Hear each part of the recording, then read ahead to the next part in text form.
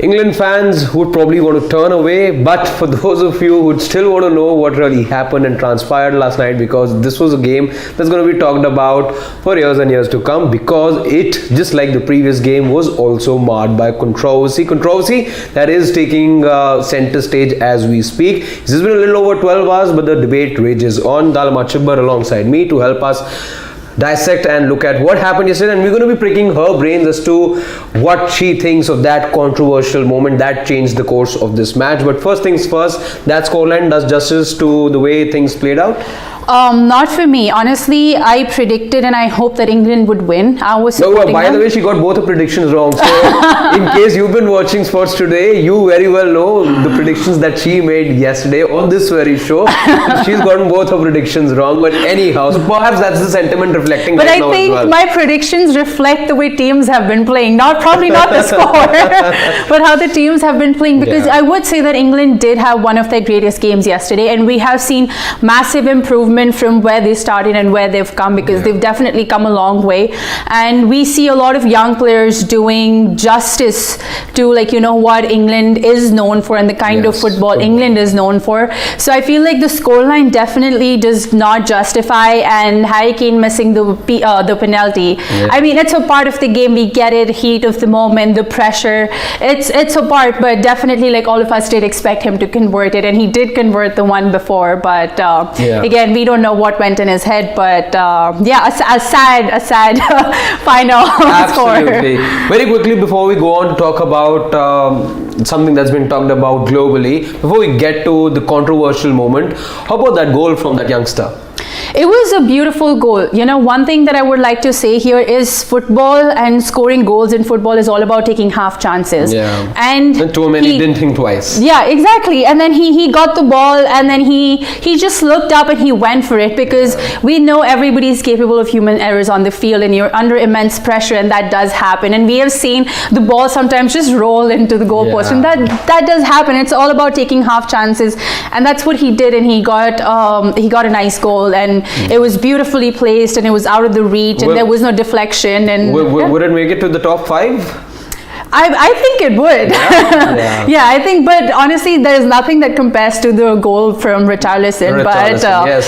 Of course looks like hands down, looks like one that everyone, if you were to conduct a poll of sorts, that of course will be the goal, undoubtedly undisputed goal of the season, let's just say. But talking about the fact that there is a lot being talked about the way this particular match was officiated. England fans not happy, England players not happy. You could see Bellingham also surround the referee in that very moment. Gary Neville as well saying ref is a joke. Couple of other former English players also making their case on Twitter.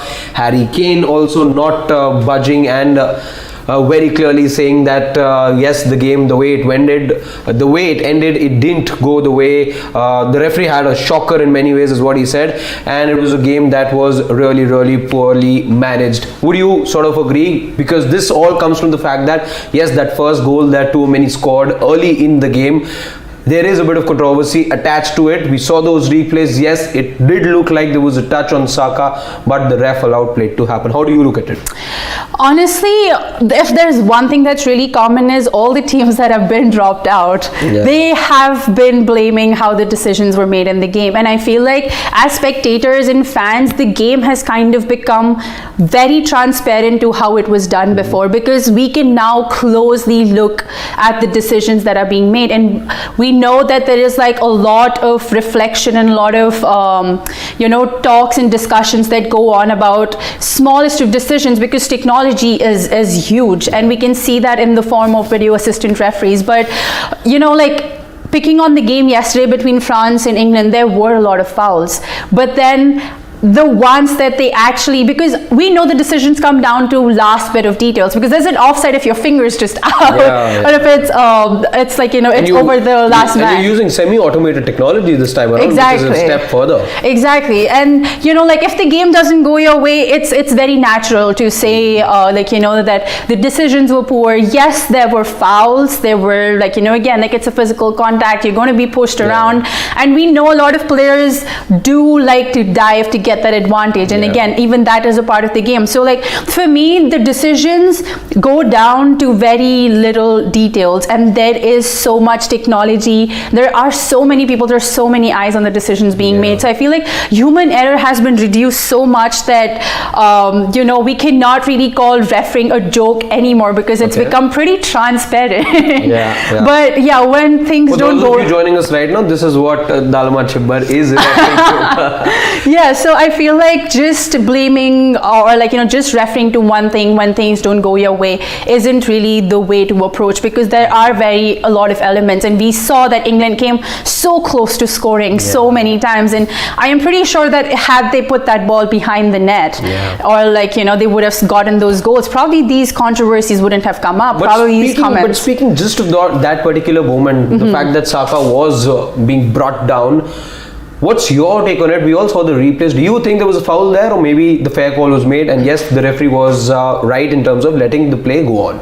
I think it was a fair call, because for me, I tend to blame the refs a lot when things are not going my way, but at the end of the day, or at after the game, I know that there was a fair call. I just reacted because I wanted the things to go in my favor. So like for me, and I, like I've said before, there are like so many eyes. There's like human error is like so low. So like for me, I think it was a fair call.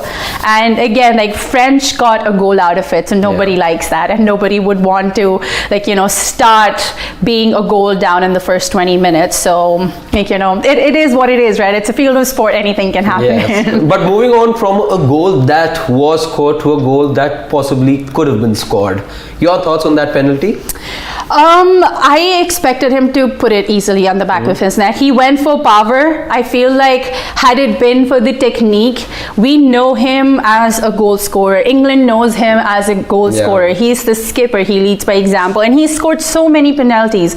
And had he gone just to place it on the side, and we know that he went for the power, and then it just went. It went to touch the sky. So it was a sad moment, because as we know, probably it was one of his last World Cups as well, and to not be able to get that goal as the skipper of the team. So it hurts. Again, it's a game and it happens. So many good players have missed penalties, and it's a part of the game. It goes on, and there are going to be more opportunities, and we know he's going to stand up for the team when it's needed. Absolutely, he's led the team by example, and he's been one of the best strikers, rather one of the better strikers that England have produced. His numbers obviously speak of that. But speaking of numbers, this man also has decent numbers, and now there are calls whether it is of course now time for Gareth Southgate to make way, or maybe not. There are people who are happy with his contributions over the last 6 years that he's been in charge, but not quite able to get the silverware that England have been awaiting.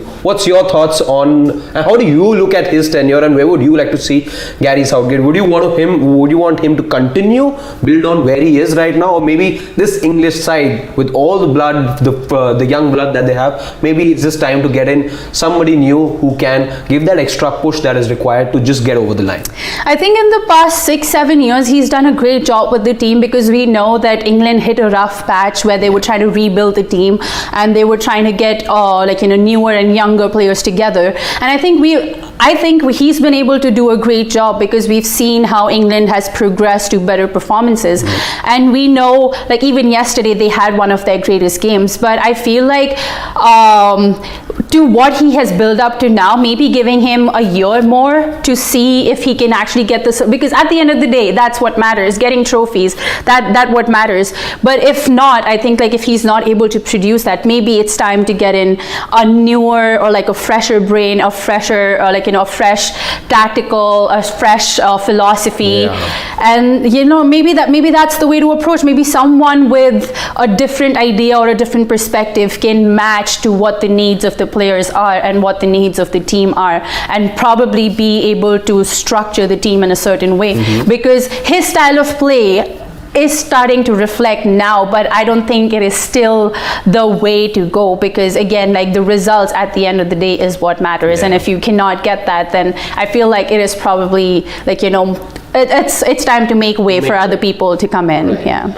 Speaking of making way, it's time that we make way for more sports content to come your way. That's all that we had to offer right now. Dalmat Chibbar will continue to be with us as long as this World Cup goes. But if you haven't already done so, do like, share and subscribe to Sports Today so that you're aware of all the sporting content that we have on offer for you. For now, my name is Harshit Ahuja, Dalmat Chibbar alongside me. Thank you so much.